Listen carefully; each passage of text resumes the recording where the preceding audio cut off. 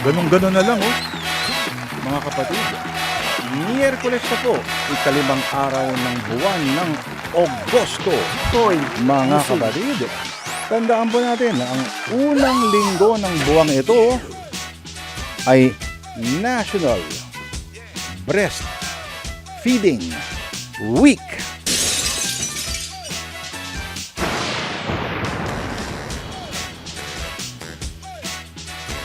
Moving on, ako po ang inyong lingkod, Lord De Vera, mga kapatid. At ang praise the kasabihan, Lord. kapag mahal mo raw Thank ang you, isang Lord. tao, natural lang na gustuhin mong alamin kung nasan ito. At ano ang kanyang ginagawa? Kung okay lang ba siya? Kung kumain na ba siya? Kung ano ang suot niya? Kasi lalong-lalo na kapag hindi maganda ang panahon, di ba? Nag-aalala ka. Lalo na kung kasisimula pa lamang ng inyong relasyon. May kilig pa Sana all. tuwing tutunog ang iyong cellphone.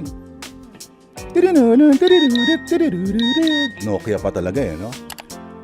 At makakatanggap ka ng text message na nagtatanong, where are you?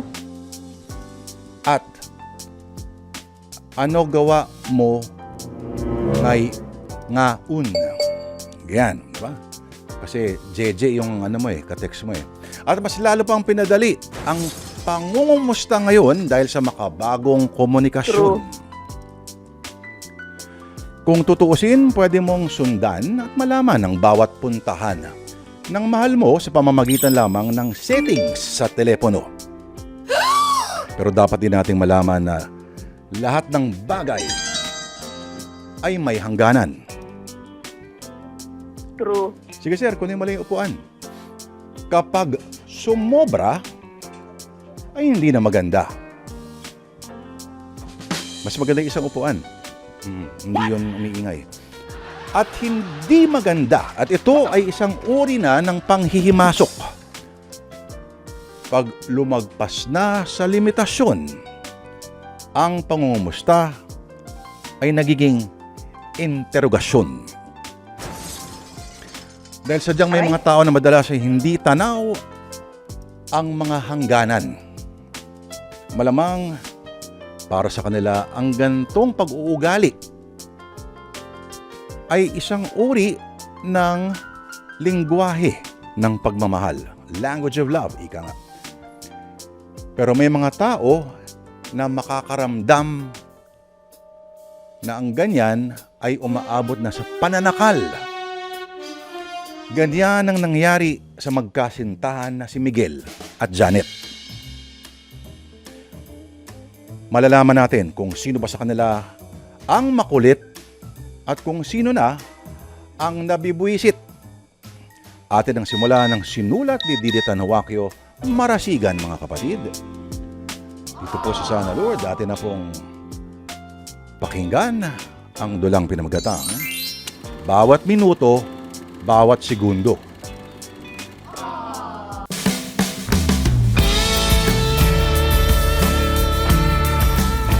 Akala ko mamamasyal tayo dito sa Tagaytay.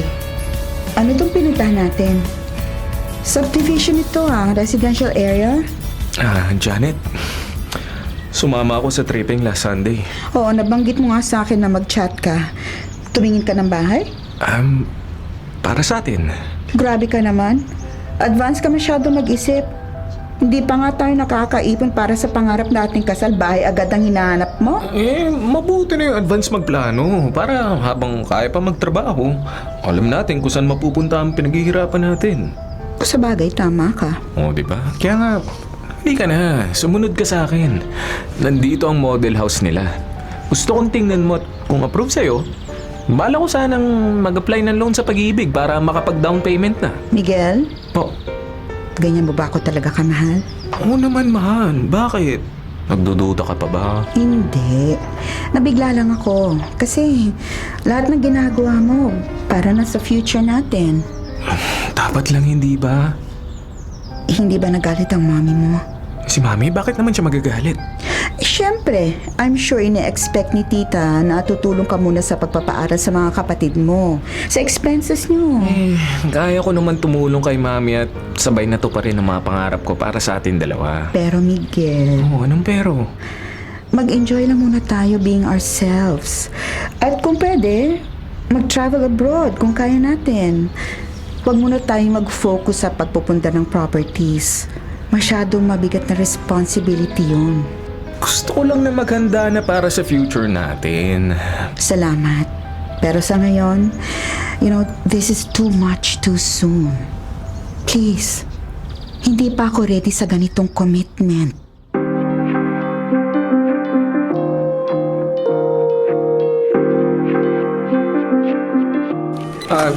Yes, Ma'am Trina. Kailangan mo ako sa office mo? Yes, Miguel. Pumunta ka dito. May sasabihin ako sa'yo. Okay po, ma'am. Sisave ko lang ang file na tinatapos ko. Okay, hurry up.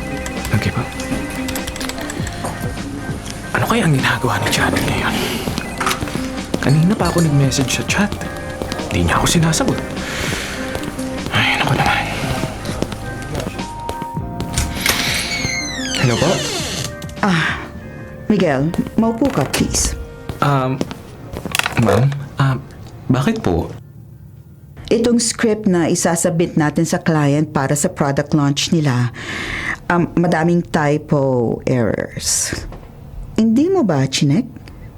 May auto settings para i-check ang grammar at spelling, di ba? Ano bang nangyayari sa'yo, Miguel? Sorry po, ma'am. Your sorry is not accepted. Ayusin mo to. At ayoko nang maulit pa ito. Yes, Ma'am Trina, pero Pero ano? Ano pa?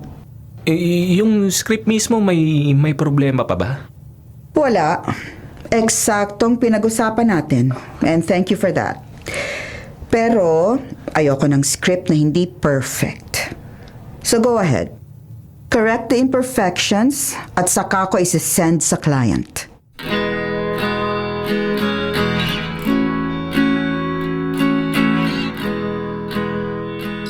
Girl, kanina pa yan. Hindi mo ba sasagutin ng call? Baka importante yan.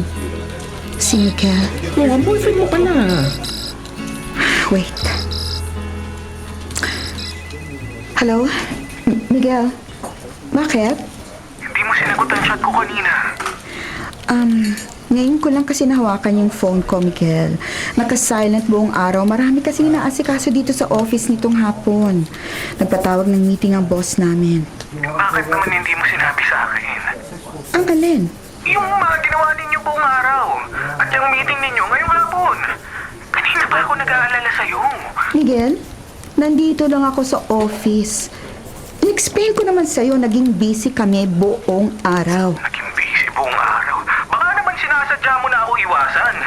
My goodness, Miguel. Pagod ako, ha? Babaakyat kami ng elevator ni Alden para i-coordinate ang activities for the day.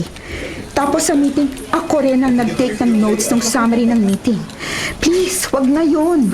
Please, wag mo yun. Alam mo naman ang gusto ko lang. Ipaalam mo sa akin kung nasaan ka at ano ang ginagawa mo. Alam mo rin ang kapag nasa trabaho ko, hindi ko hawak ang oras ko. Ay, naku, iniiwasan mo nga siguro ako. Hindi kita iniiwasan. Nasa bag ko ang phone, naka-silent nga dahil sa marami akong ginagawa. Hindi pwedeng maistorbo. Ano ba pumasok sa kukote mo at kung ano-ano na naman ang sinasabi mo sa akin? Ano pa naman, Miguel? Tumawag ka ba para kumustahin ako sa trabaho o para pagdudahan lang?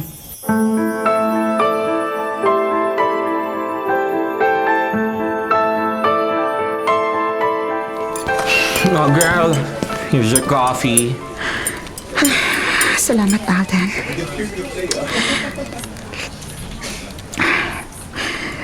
Mabuti na email ko na kay boss ang summary ng meeting kanina. Oh, nai-email mo naman na pala. Bakit parang malungkot ka pa? Tungkol ba sa tawag ni Miguel? Yes, Alden. Ba't ganun siya? Sobra na. Nasasakal na ako. Nasasakal ka? Ibig sabihin, sinasaktan ka na ni Miguel? Hindi, Alden. Ano ba? Ay, ano? Nasasakal na ako sa pabibigay niya sa akin ng sobrang atensyon. Bawat minuto, bawat segundo, gusto niya ipaalam ko kung nasan ako. Sobra na. Di ko na kaya. Gusto ko na makawala. Ay, naku girl! Magpo 4 years na kayo! By this time, dapat sanay ka na sa ugali ni Miguel! Sana bigyan naman niya ako ng time na ma-enjoy kung buhay ko dito sa workplace. Yung oras ko, yung buhay ko, trabaho ko, diskarte ko. Yung hayaan niyang maging ako sa lugar ng trabaho ko. Kasi ang ginagawa niya, pati oras ng trabaho natin, gusto niya magre-report ako sa kanya. Kung anong ginagawa ko, kung anong oras ako pwedeng tawagan para makausap niya. So, paano? Hindi ka magpapasundo sa kanya ngayon. Hindi kayo sabay uuwi. Hindi ko alam, Alden. Ayoko siyang masaktan. Pero nahihirapan na talaga ako. Nasasakal na ako.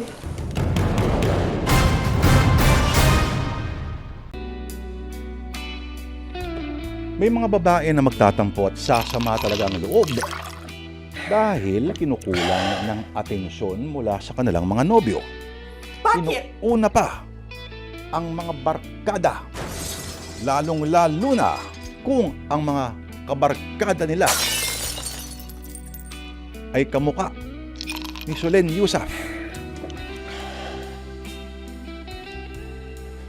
Kabaligtaran naman itong namumuo sa kalooban ni Janet ngayon. At higit na mas malalim pa sa tampo ang kanyang nararamdaman. At hindi ito dahil sa kinakapos, kundi sumosobra na ang atensyon na natatanggap niya mula kay Miguel ngayon. Tumigil ka! Ang oras-oras, buti nga kung oras-oras minsan 15 minutos kalahating oras na pangungumusta. Sana all. Etong si Janet nakaramdam na nasasakal na siya. Mga kapatid, Aray? bawat tanong, ano Aray? ginagawa mo? Sino yung Aray? kasama mo? Aray? Sino sila? Aray? Yan ba, may asawa na? Aray? Nako, walang asawa yan. Baka nanliligaw siya. Yung mga ganyang tanong, nako, anong oras ka uuwi? Anong oras ka tatatawagan? Kumain ka na ba? Ba't di ka pa kumain? Hindi Mga tama ganyan. yun. Yan po at iba pang mga tanong ang dapat matutuhan ng lahat na nagbabalak na lumagay na sa tahimik. Dahil sa totoo lang, ang tatahimik lang sa buhay mo ay ang iyong bunganga. At matututuhan mo ang sining ng pagpapalagpas ng bawat marinig. Pasok sa isang tenga, labas sa kabila. Umuo ka na lang. Bago ka pa masaktan. Pero kung anong mangyayari sa magkasintahang yan, mga kapatid, eto na po. Yan po ang ating mismong susundan sa ating kwento ngayon na pangmalakasan. Sana Lord, mga kapatid, welcome po sa isa na namang edisyon ng paborito nyong radio drama program na hindi na kailangang gradean. Opo.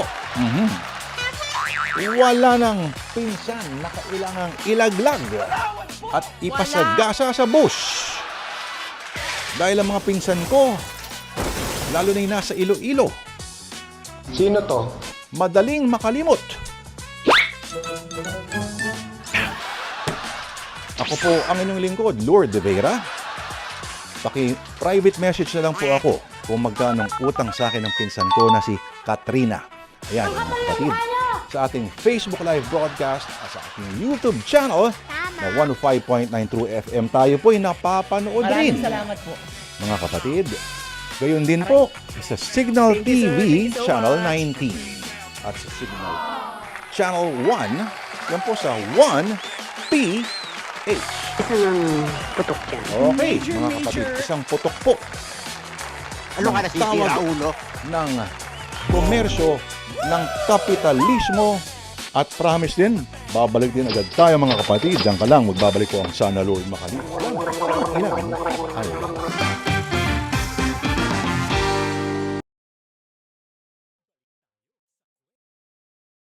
Balik tayo sa kwento ng iba. Kwento mo rin ba? Sana Lord sa True FM sa 105.9.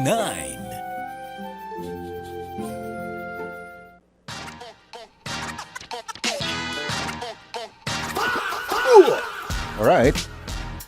Kamusta kayo? Okay lang ba ang araw ninyo?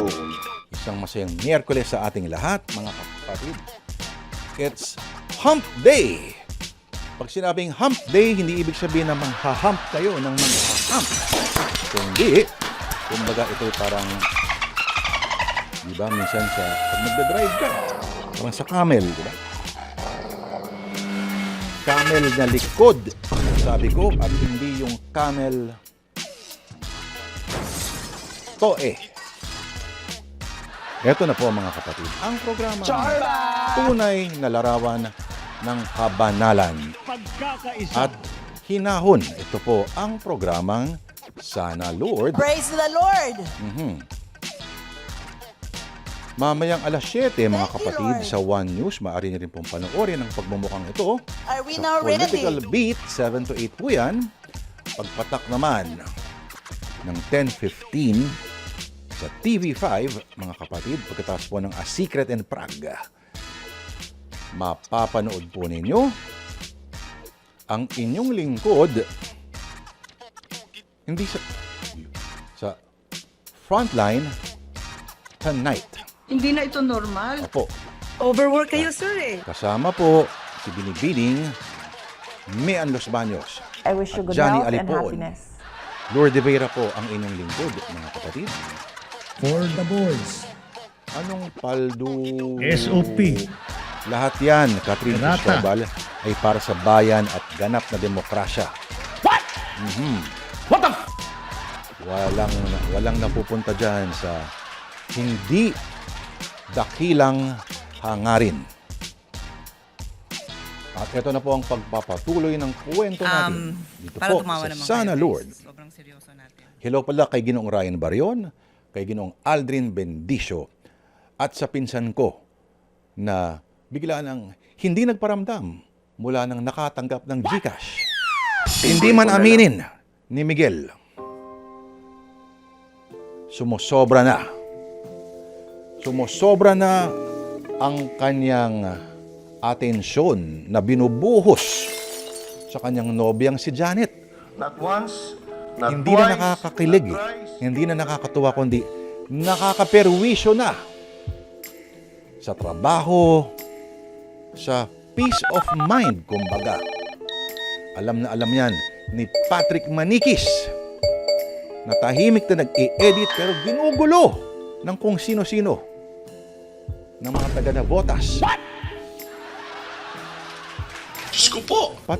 Pati trabaho ng iba pinapakialaman. Yan, kasuhan yan! Pati maliliit na detalye tulad ng spelling, grammar, nagiging issue sa boss niya dahil Sino lamang bang palagi pinapatamaan niyang niya? iniisip itong si Janet. It's very obvious. Ang hindi alam ni Miguel, abay lalo nang lumalaki at lumalawak ang lamat sa kanyang relasyon.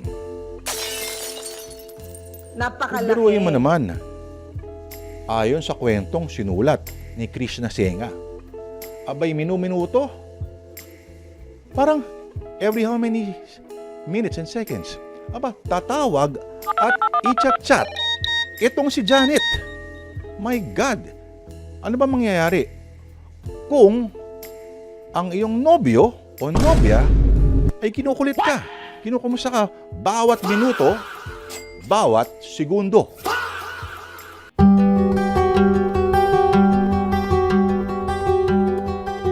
Cool off? Bakit kailangan ng cool off? Meron na ba iba? Ano kailangan ng cool off? Wala, Miguel. Nakakapagod lang, nakakasakal, nakakaumay. Hindi na ako makahinga. Hindi makahinga, bakit nga kasi? Dahil kahit hindi tayo magkasama, palagi mo akong chinachat at tinatawagan. Kahit alam mo, nasa trabaho ko, magchat-chat ka pa rin para itanong kung nasan ako at kung anong ginagawa ko. Eh gusto ko lang maramdaman mo nag-aalala ako na palagi kitang iniisip. Oo nga. Pero hindi na ako makakilos na wala ang anino mo. Gets mo ba sinasabi ko? I need some space to breathe. Janet, hindi mo na ba ako mahal? Miguel, hindi ito question ng mahal kita o hindi. Ano? Ang hinihingi ko lang ay time and space. Maghiwalay muna tayo. Noon naman. Hayaan mo namang mamiss kita. Hayaan mong ako naman ang maghanap sa'yo. Ang sakit naman ang sinasabi mo, Janet. Dahil ito ang nararamdaman ko. Nasa-suffocate na ako sa sobrang mong pagmamahal.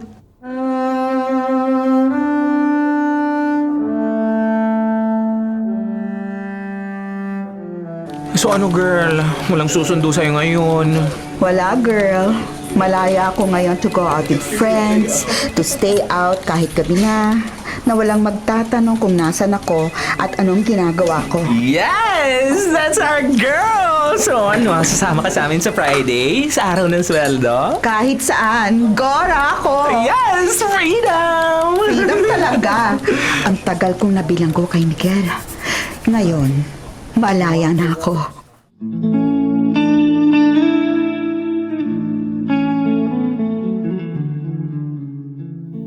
Ipinatawag kita dahil napapansin ng mga katrabaho mo madalas kang tulala. Sorry po, Ma'am Trina. Di ko mapigil na maramdaman ng lungkot. Ayoko naman sanang maapektuhan ng trabaho ko, pero... Gusto kitang tulungan. Kung magtitiwala ka sa akin, pwede ko bang malaman ang problema, Miguel? Ma'am Trina... Isa ka sa best writers ko. At kung papalpak ka sa project, mahihila mong buong team pababa. Come on, Miguel. Hindi ikaw yung in-interview ko noon na full of dreams at nangako sa aking ibibigay ang lahat ng kaya sa bawat project para ma-approve tayo palagi ng client. Lagi kang masaya noon at puno ng pag-asa. Ikaw ang nagdala ng positive energy dito sa company. Nasaan ang batang yon? Aminin ko po, ma'am. First time ko po humarap sa breakup eh. Sobra pong sakit. Hindi ko po pala kaya magtrabaho na maayos habang... Okay. Tungkol ba ito kay Janet? Kailangan mo ng time para sa sarili mo? A day or two. Hindi pwedeng matagal. Ma'am Trina... Oh, come on, Miguel. Lahat ng tao dumadaan sa heartbreak. Iba't ibang degree, iba't ibang form at panahon. Huwag mong hayaang sirain ng breakup na ito ang pangarap mo. Nang mag-apply ka rito, your goal was to become one of the most sought-after writers. Na makilala ka dahil sa talent mo at hindi ka mananatiling one of the writers kundi one of the best. One of the best. Ma'am... Look at it this way. Marami nang nagsabi, heartbreak happens. No one is immune to it. It happens. Lahat tayo dumaraan dyan. But it's not meant to break you. Pero masakit po kasi talaga, Ma'am Trina. Masakit dahil mahal mo siya. Sino ba hindi masasaktan? Pero ulitin ko, it's not meant to break you. Kung ganun ano po, Ma'am. It's meant to tell you that we have no control over feelings of those we love.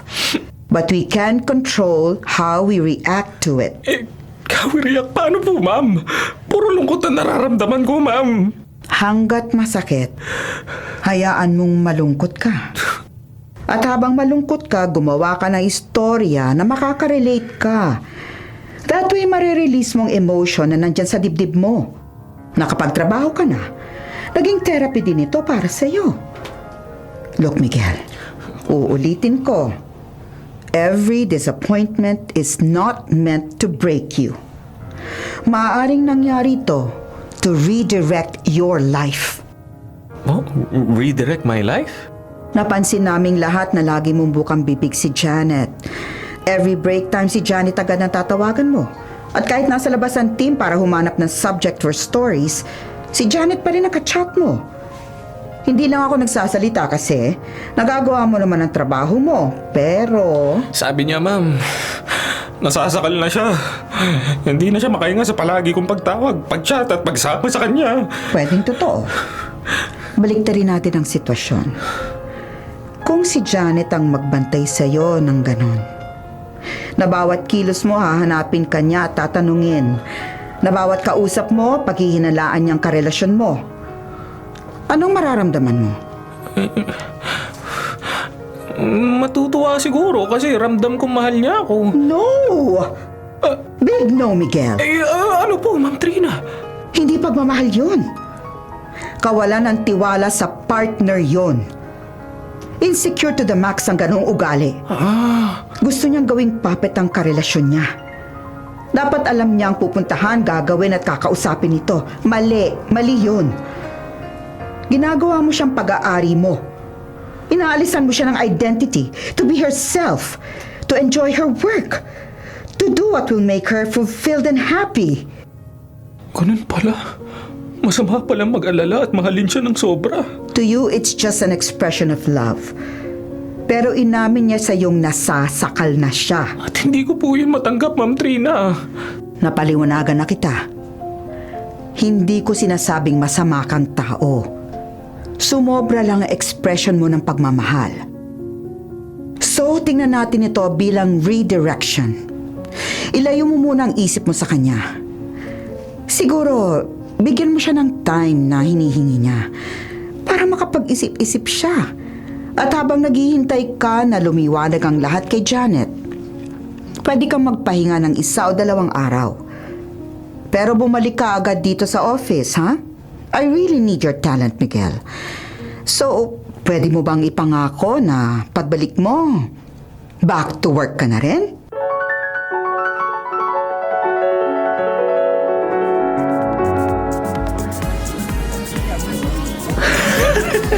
Uy, Be!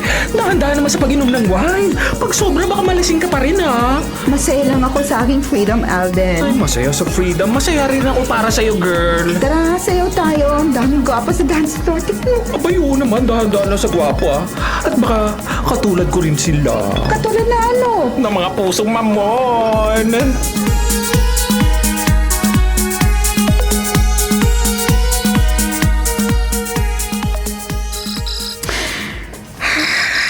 Si Miguel siguro to. Ginigising na ako para hindi ako malate sa office. Hindi si Miguel? Sino ba to? Baka yung nakilala ko sa bar ng isang kape?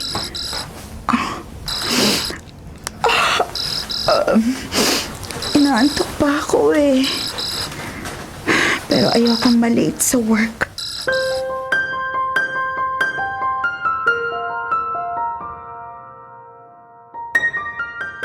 Dalawang buwan na rin pala mula na makipag-break ako kay Miguel. Kumusta na kaya siya? Hindi na talaga niya ako tinawagan o kahit chat, wala. Wala na rin sumusundo sa akin sa trabaho. Ang gagawa kong gusto ko. Malaya na ako. Nakakahinga na ako. Pero, sandali lang akong masaya. Parang may kulang.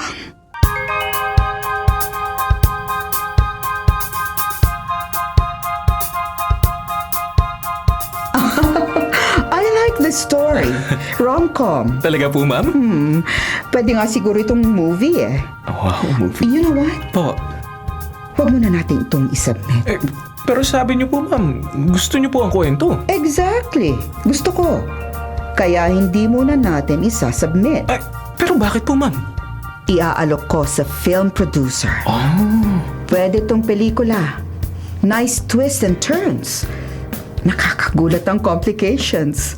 Sigurado po kayo dyan, ma'am? Yes, sigurado ako. Kaya, hayaan mo muna to sa akin. Ilalapit ko sa kaibigan kong film producer. Let's keep our fingers crossed, Miguel. Baka ito na ang hinihintay mong break.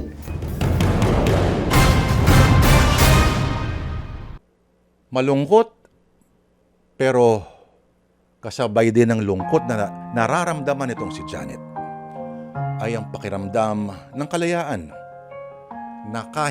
Nakahinga na sa wakas. Itong si Janet. Mula sa mahigpit na pag-aalaga, quote-unquote. Mahigpit na relasyon nila ni Miguel. Para kay Miguel, wala namang mali sa ginawa niya. Ganun siya magmahal eh. Sorry na lang kung makukulitan ka. Kasi pulyente. Pero ganyan talaga, umibig ang ilang lalaki. Si John Lloyd po ito?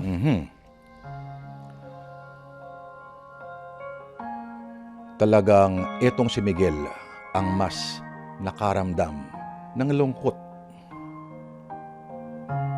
At mula noon, si Miguel ay parang nawala na ba ng direksyon ang kanyang buhay. Araw-araw parang lutang, bilasa. Pero may isang taong hindi siya binitawan. Ang taong ito, imbis na yung the usual na okay lang yan, nagbigay sa kanya ng tamang gabay hanggang maibalik itong si Miguel sa tamang direksyon.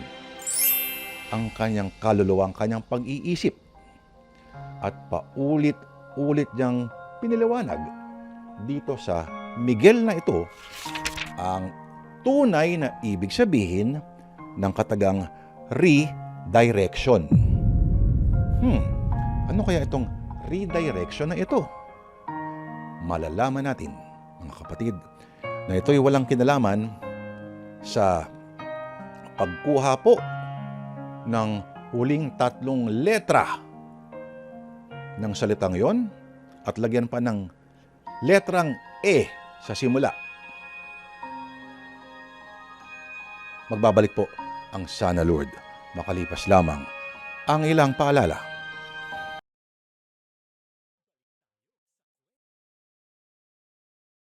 Nagpapatuloy ang radio drama ng buhay, Sana Lord, sa True FM sa 105.9.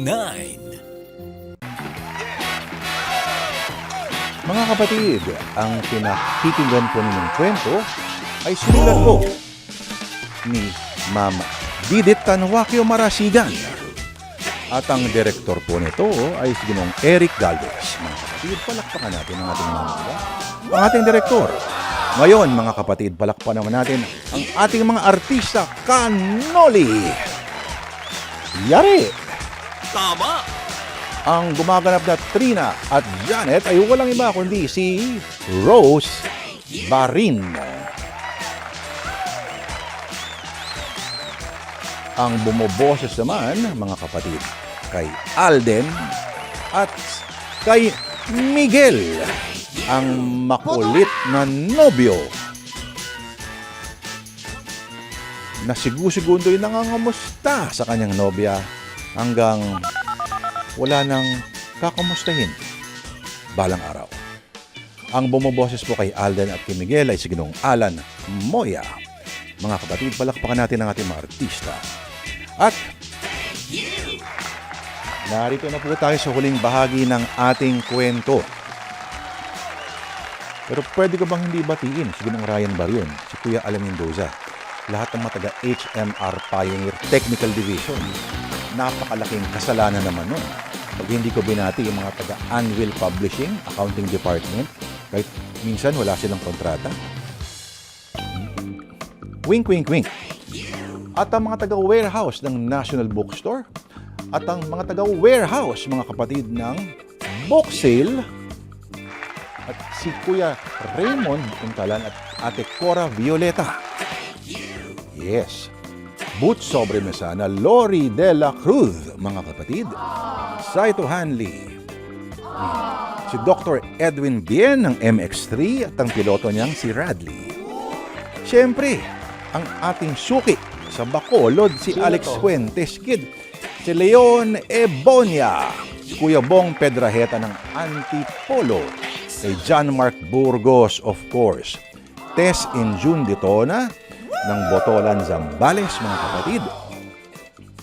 Georgette Pansakala, Nanay Beth is watching from Alabang, Muntinlupa.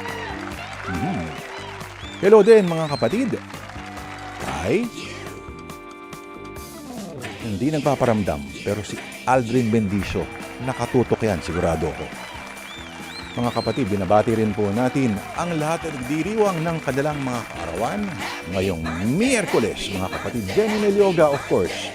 Kasama natin si Jenny Melioga, si Mami Irene Torres Bohol ng Barangay South Signal Taguig. Kamusta kayo? Kamusta rin po mga kapatid kita? Gemma Tapdasan at Nestor Agones at kay Tatay Pablo Gutierrez ng Sampaloc, Maynila.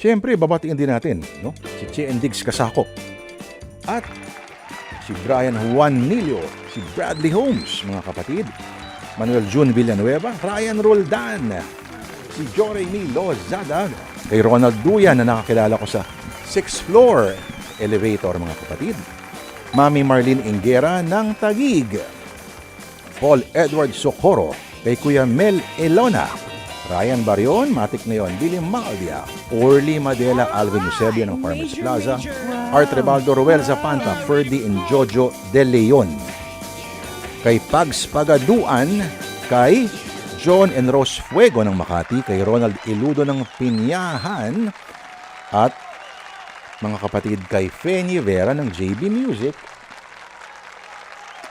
At itutuloy po natin ang ating mga pabati bukas po. Salamat po sa lahat ng tumutok.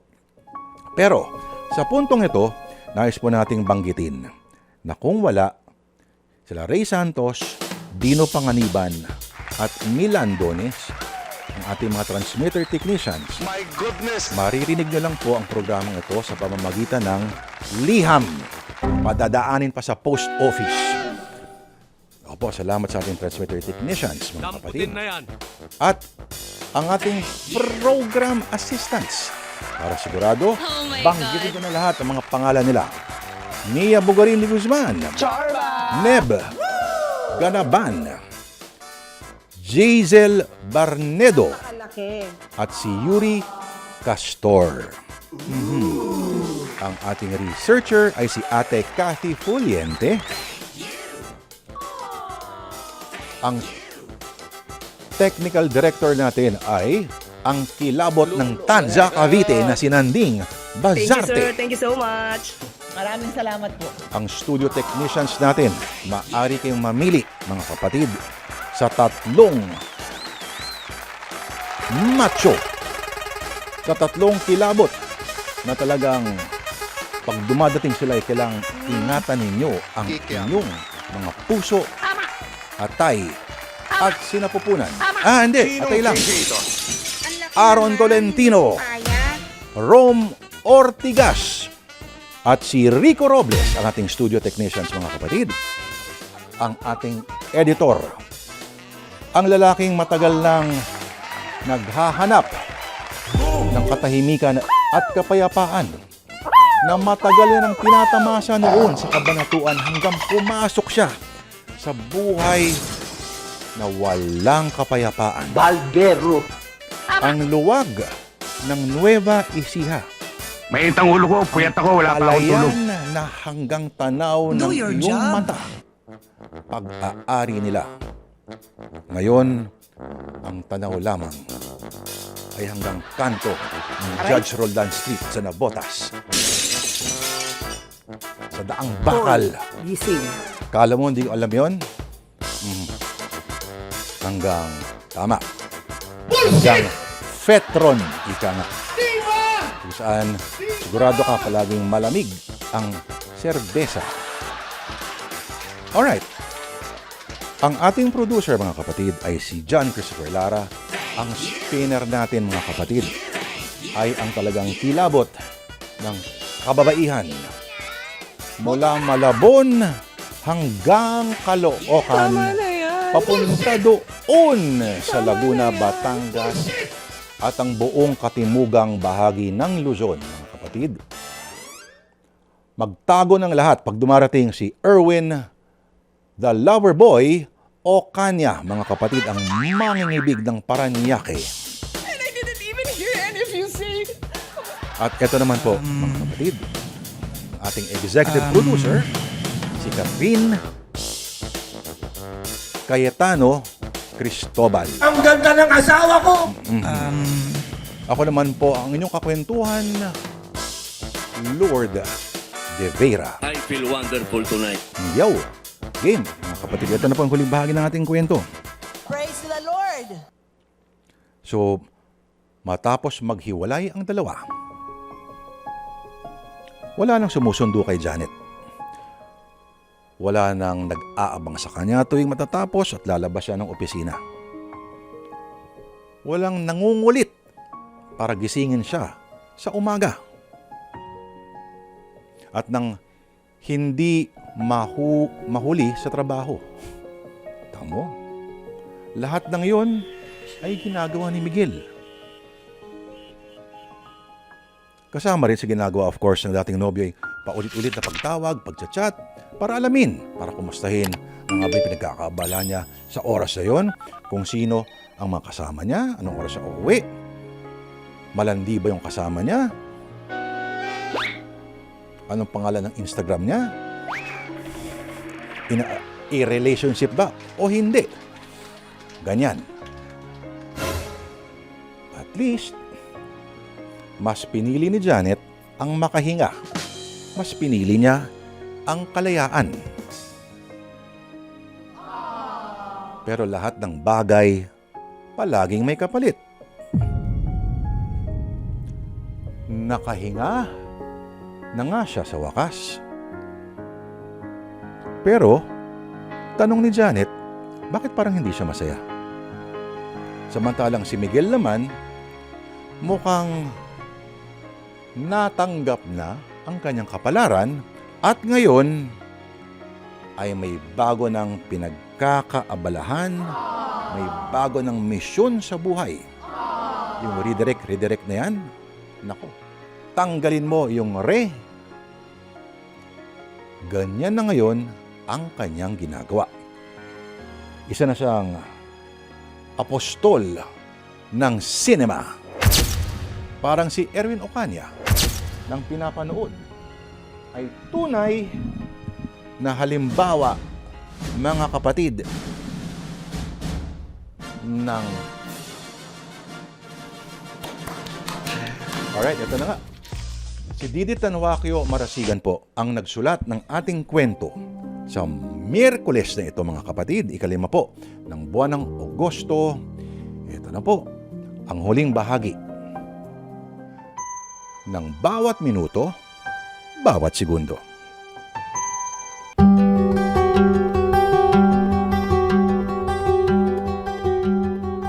Ilang araw ka ng tahimik? Wala ka sigurong pera, no? Next time kaya mag-out of town tayo. Mag-overnight tayo sa resort. Yayain natin ang college friends natin. Kailangan ko magtipid, Alden. Ala, magtipid? Bakit naman? Napagastos ako sa huli nating bar hopping eh. Oo, hindi ka naman nalasing ah. Hindi nga ako nalasing. Ang mahal naman ng wine at food. Kung sa bagay. Pero girl, mababawi mo rin yan sa susunod na sweldo. Sayang ang pera eh. Ay, ito naman. Pero malaya ka nang gawin ng kahit ano, di ba? Noong umpisa masaya ako. Oo. Pero habang lumilipas ang araw, may hinahanap-hanap ako. Hinahanap-hanap? Ano naman yun? Sino? Sino sa mga nakilala natin sa bar? Wala sa kanila. Ay, wala sa kanila? Yung sa mga gwapo doon? Sino nga, girl? Si Miguel.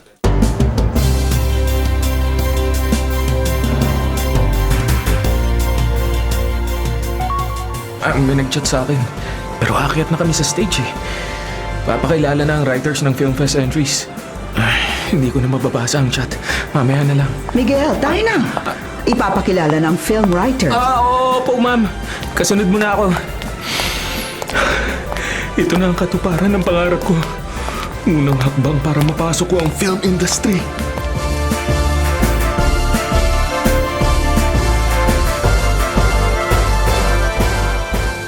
Miguel, hi! Salamat tumawag ka. Janet, busy ako. Pero Magkita tayo minsan. Ha? Kailan? Hindi ko masabi eh. Chat-chat uli kita. Basta ako na lang ang tatawag. Sige, Miguel. I miss you. Basta mag-usap tayo ha. O siya, sige na. May ka-meeting kaming producer. I'll keep you posted. Bye. Ano tong ginawa ko? Parang hindi na siya interesado sa akin, ha? Hindi ako dapat nakipag-break sa'yo. Sana, bigyan mo ako ng isa pang chance.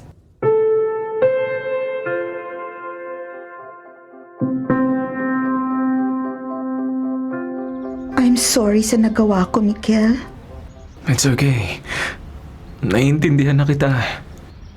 So, paano? Tayo bang dalawa? Is it okay to start again as friends?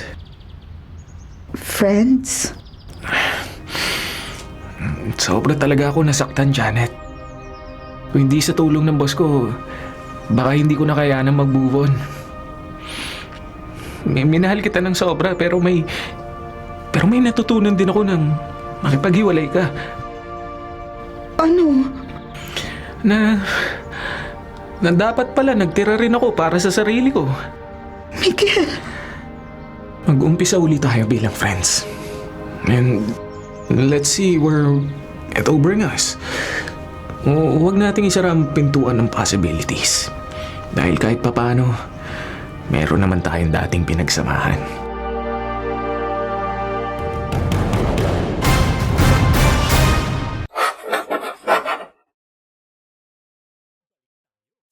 Mga kapatid, kung ayaw nyo pong mabulok, patuloy pong tumutok sa 105.9 True FM para sa totoong balita, impormasyon, music, at entertainment.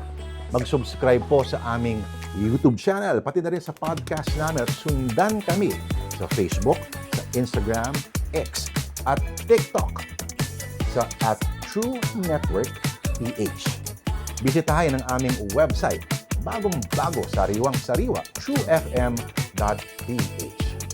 Kami ang 105.9 True FM, laging true sa'yo, kapatid. Tayo sa totoo, tunay at tapat.